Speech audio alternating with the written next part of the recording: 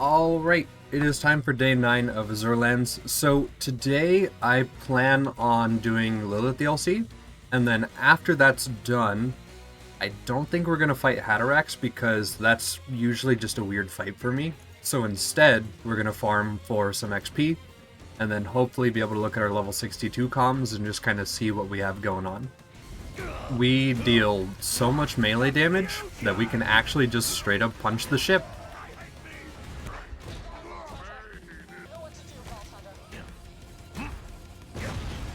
Alright, cool, there we go, both ships are down. Now if we just pick on these guys real quick, that should be it. Cool, yeah, so that just forces it early. Since we're already going to be in this DLC, we do have access to a really good midget farm. So we'll probably do a little bit of blue midget farming for a little bit at least today, just to kind of see what there is, and it'll kind of give us a little bit of XP, but not a whole lot at the same time. Alright, so this is how we go ahead and get our midget farm unlocked here. We just start Space Cowboy, and then we just travel here, and it'll be the porta potty right there, just to our left. So yeah, you just come down here, guaranteed spawn while the quest is active. You know, just don't, like, grab the quest marker.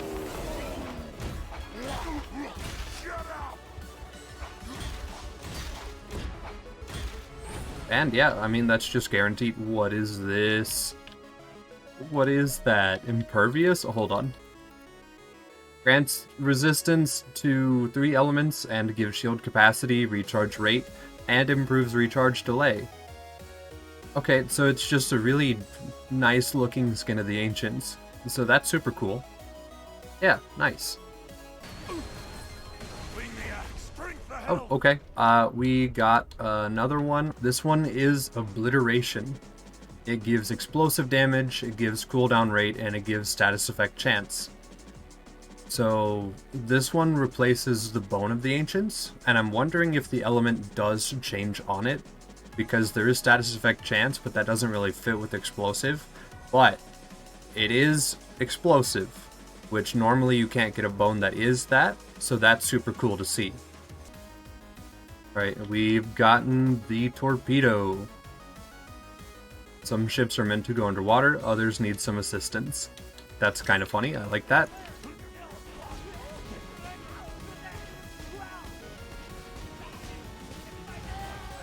I can't tell quite what the special effect is.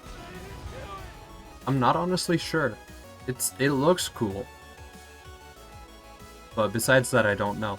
Alright, so we got another Impervious, and yeah, so it looks like the resistances on it are RNG, so it is basically just a skin of the Ancients, just with some more stuff attached to it. But that's still really cool though. But I don't think I'd ever really end up wearing them, compared to just having more damage, or maybe like, if there's a Heart of the Ancients, which we haven't found yet, that would be cool too. Okay, we got another Obliteration. And it provides to melee? And cooldown and status effect? Interesting. So it can give basically plus to every damage type. I'd be curious to see this with a non-elemental damage buff on it. That'd be really, really cool. Okay, we've gotten 2 things here. So first off, it looks like we did get the Heart of the Ancients, which is now called Everlasting. Or, sorry, Blood of the Ancients, which is now called Everlasting. Doesn't have anything besides Stockpile on it, which is super duper weird. So, I'm not sure if it'll come with health. It should. It is like the health relic base, of course. But this one didn't come with it. And then we also did get the Jacob's Musket. So what does this do? It has a curse on it.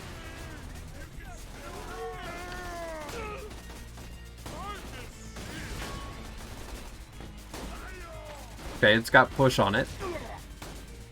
It's got a lot of push on it. But is that because it has the knockback? It looks like it does. So it does have knockback accessory on it, so that's not directly related to the item itself.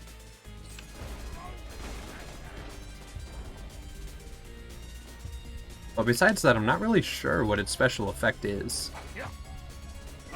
It doesn't seem to do an incredible lot of damage.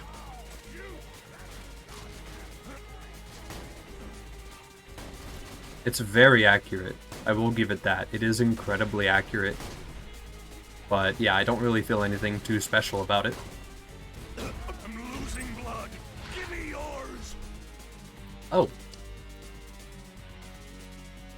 Just a good old Heart of the Ancients.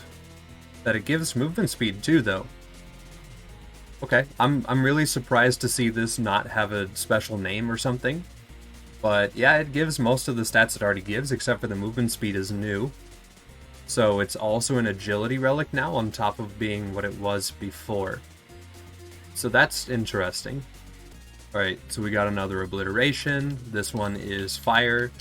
So I'm assuming it comes in every element. The only one I would be, like, really keen to see would be a non-elemental version, once again. Alright, War Game. Boring game, always a tie. Okay. So what do? You kind of just look crunchy. And also, someone has something rather elemental. Yeah, it just looks crunchy. Just a good Torg with a nice spread pattern on it. Feels good, but that seems to be about it. Okay, they dropped an Excalibur, which is weird because we did see an Excalibur in the vendor of Torg DLC. But I guess it's here too? Sure, why not? Oh hey, we got the complimentary. Okay, so yeah, this is just that one we also saw in Pirate DLC's vendor. Oh, it's just a really nice damage one. Okay. So I think I'm seeing the special effect in action here. If we do not ADS, looks like it just does the normal ×4, but if we ADS, it's just 1. So zoomed in, it does a quarter of the damage, basically, because it doesn't have all 4 pellets. But that's still really cool, and also it's really, really high damage, so I might keep this equipped. Oh, we have a Pearl, and a new obliteration. The Behemoth. Okay, moves like a cedar. Those don't move, so this ought to be a slow. Yes, it is very slow. Oh wow, I couldn't even fire it again. That's how slow it is. So what's your... do you do a lot of damage? Not necessarily. Now you should be scared. I can't tell what this is. Is it good? It's highly inaccurate. And it doesn't seem to hit very hard.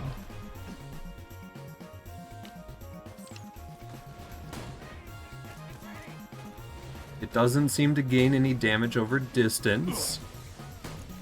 It just seems like it just fires slow.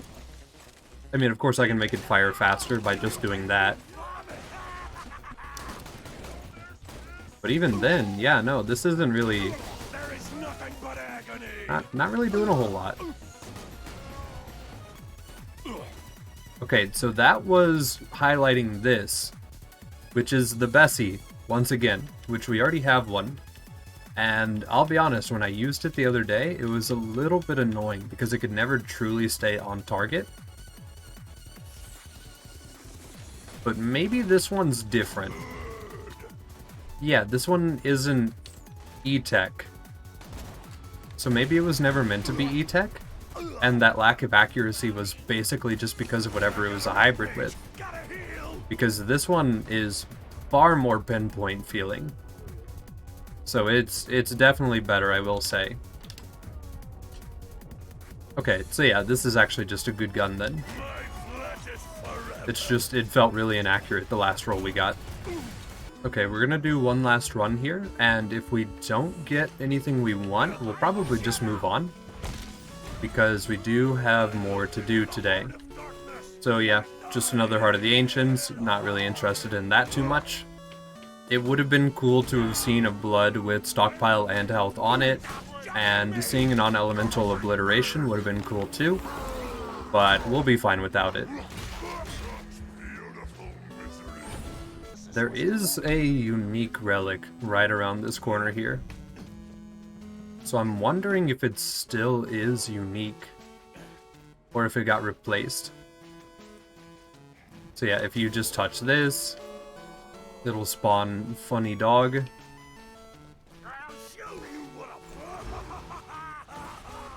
And... oh. Okay, so Winter's Over is replaced with extra mag size and reduced reload speed. So that's pretty cool. You could probably find a use for that, and we'll hold on to it just in case we do.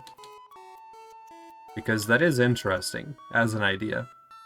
You know, honestly, I'm not sure if the melee damage from Release the Beast is interacting properly. I feel like I deal more poke damage when I just use the rapier here. I do deal more damage. So, the 200% poke from this is dealing more than the 250% from Release the Beast for some reason, which is wrong. It's probably one of them's additive, one of them's multiplicative, when they're supposed to both be multiplicative. But that's fine. It's just a little weird.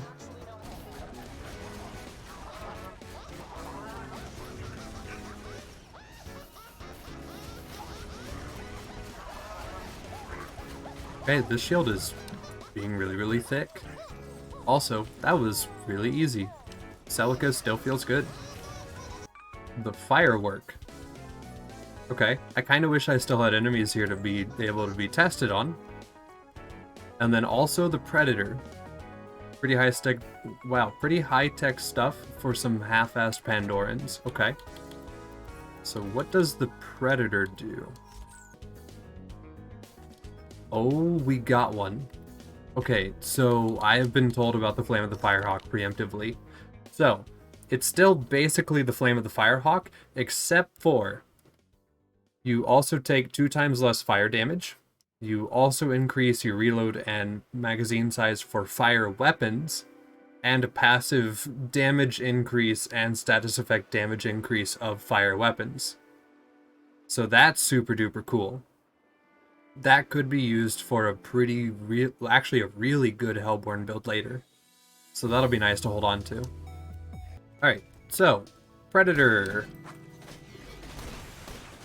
It stays basically in position and shoots.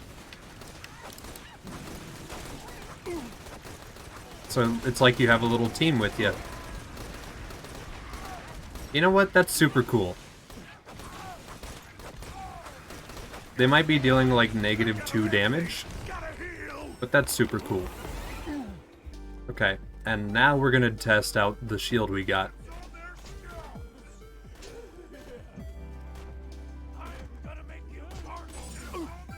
Okay. Oh, wow. Do those hurt friendlies? They don't. They just hurt enemies. I am on fire, though. Okay, they hurt. Okay, they hurt a lot. Okay. That's cool, though. I find that really neat. So yeah, it's basically just a fire version of Whiskey Tango.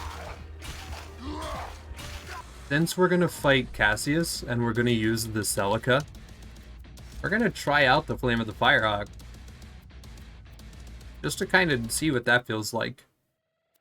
And then I might as well run it with the Legendary Psycho, and then we can run it with the Fire Obliteration. We don't have most of the skills that would really like benefit a lot from this, but it'll still help.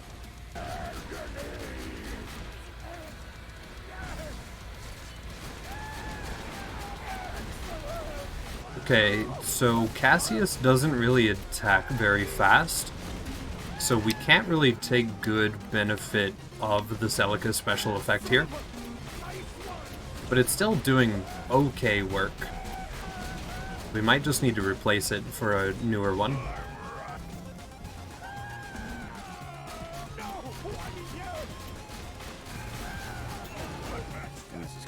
Cool. Oh, a new, a filet mignon class. Hold on. That's different. This is our legendary torch? Okay, so we have our legendary torch comm now. So, that's fun. Alright, so the extra movement speed, fire rate, and self-ignite chance. Pain is power, flame flare, and fire fiend. And then it also gives feed the meat. Okay, so that'll be really, really good for any fire builds that we do in the future. And then he did actually drop a legendary Psycho Comm too, so we do have an updated one, so that feels good. Alright, so Strife, push past your limits. So this replaces the Sham, which is really odd. But if we look at our melee shield, it is over double the damage stat on it. So it definitely hits really, really good. And it does say it has the Transformer shield capacitor on it. So, interesting. If we get shocked, it removes the bonus of the melee. But, at the same time, we get a lot of melee damage if we don't get hit with shock. I guess I didn't read it, but this also increases our melee attack override cooldown by 100%. In addition, increases your elemental effect damage resistance by 50%. Okay, so the elemental effect, like DR, that's actually really, really good. So that'll be cool. I really wish that we had elemental empathy to get the lifesteal from this. Because this already feels really, really good. Like, super good, actually. This fire build is nuts already, and I'm not even in the fire build part of it. We're gonna take our pseudo-fire build into this fight. This is so nice. We can actually deal with Hector. We don't have to be afraid of any transitions, we don't have to be afraid of any enemies. Our Novas are already taking out the plants. Hector is normally a really annoying fight. So this is actually really, really cool to see. And I mean, like, are we a little bit strong? Yeah, probably. But it's funny. So that's okay. That was really fast and really, really easy. That feels good to know. Cool. Okay, so yeah, it looks like Hellborn is going to be the end-game build. We've got a Cerberus here, though. Hold on, what is Cerberus? It is a high fire burn SMG. Okay, so yeah, it's the Hellfire. That's cool. Does it have any special effects besides the high DOT? Not really, it just looks like it does well. Okay, that's cool. This DLC is done. Of course, we're going to save Hatterax because I'm not too confident about his fight. But I do want to go ahead and see if we can start farming for Tubbies right now. Since we did already get our Legendary Torch at level 57. So it seems like the class mods aren't restricted anymore. So we're going to go test that. And also, since we did just get like a lot of things for a fire build, we are going to go ahead and have a fire build spec instead.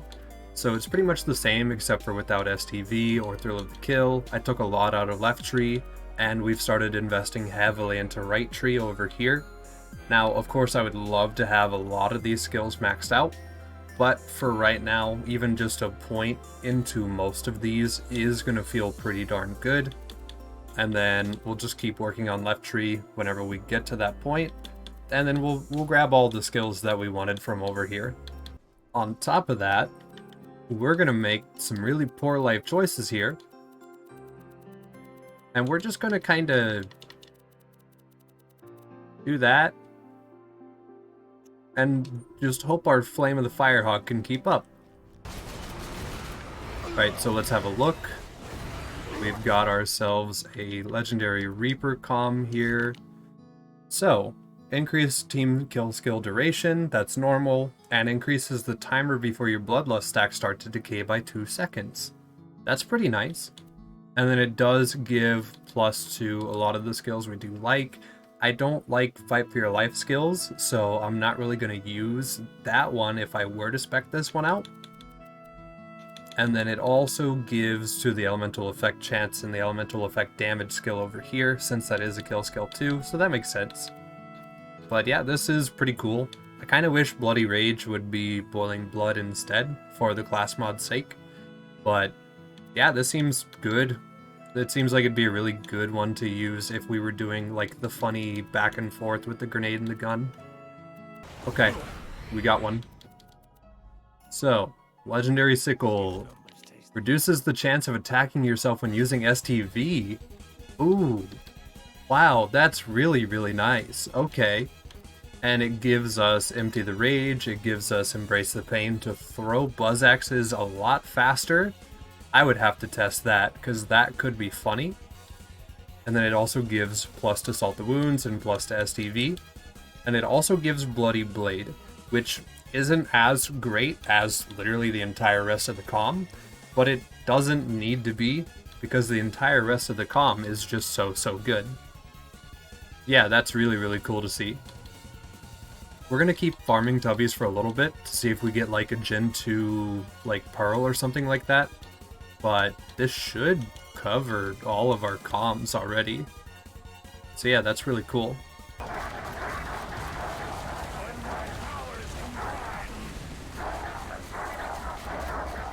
I don't think the video game's happy about this idea that I had. We might have been a little too creative.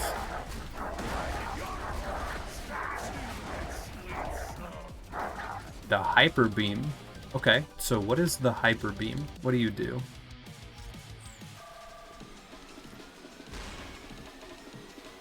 That's actually kind of sick. I think that's really cool. The Super Shotgun. Okay, so Funny Doom. Killing an enemy increases damage for a limited time. High projectile count and reload speed, always equipped with specific weapon parts. Okay. So yeah, it's a 2-shot. Oh, and it's held in the middle of the screen. Does that mess with my other shotgun models? It doesn't. That's really impressive then. That's super cool. Okay, so we need to test how high of a damage buff you do get from this gun. So let's go ahead and get this Pup Skag right here. Shoot him once. 559.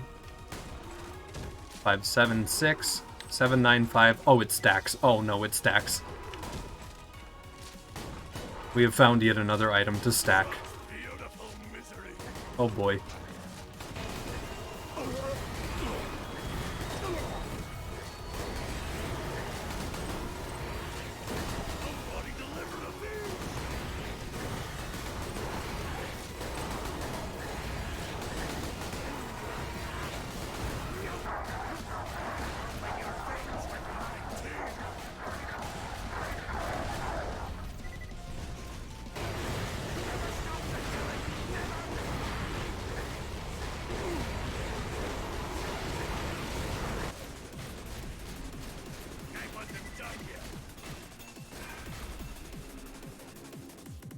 I'm just gonna save quit out.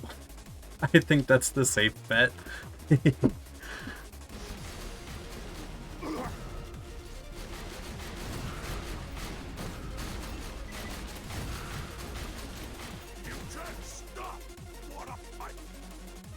There it is. I tried to pause. I tried to save it. Oh, that's funny. Okay, so while we were goofing around, we did get something called the Nebula. Sometimes you just need space. Okay. Hold on. Let's get to a safer area with less people. Okay, so what do? That looks really cool. The damage isn't quite there, but I mean, like, that's what our build is for. Okay, now it's there. Yeah, so we just needed our build to kick in a little bit. That's kind of fun. Very spammy, but very fun.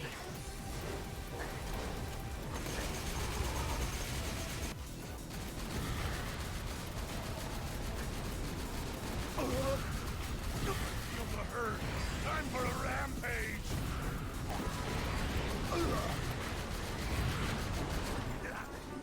Okay. So we just hit level 80. That was very hectic, to say the very least. But I don't know where to put these last 2 skill points. Like, literally any location is going to be good. Let's just max out Elemental Empathy. Okay, so, yeah, we hit level 80. We're going to need a little bit of gear. So I'm going to need a new Flame of the Firehawk. The Filet Mignon class mod is going to be fine because the extra burn damage doesn't get much higher. The obliteration is going to be fine. I'm not going to run a grenade because the grenade jumper is just good. And then, I don't know, maybe a new javelin, a new super shoddy, and a complementary. But besides that, it's just really the Celica that I want to see push through Digipeak. Since Digipeak really doesn't care about fire damage normally, it would just be really, really cool to see. So yeah, we're basically going to get everything we have now, just a higher level, and then push peak next time. But that'll go ahead and do it for today. So yeah, day 9.